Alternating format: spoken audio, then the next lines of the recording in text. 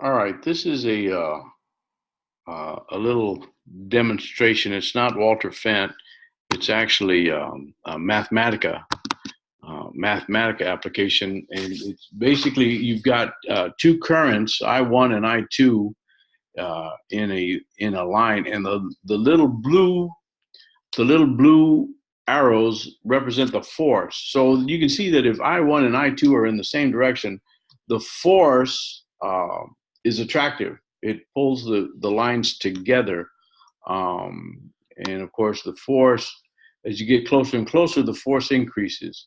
You get further and further apart, the force decreases.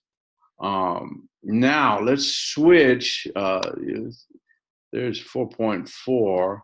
They're both the same. So the two currents are going in the same direction. The force is attractive. Now let's change one of these to where it's going in the opposite direction. And notice the blue line force, the blue force lines on here. As this changes direction, notice the force lines. They go in opposite directions. So when two currents are going in opposite directions, when two parallel conductors have currents going in opposite directions, they repel each other. And that's what I wanted to demonstrate using this Mathematica demonstration. And that's all.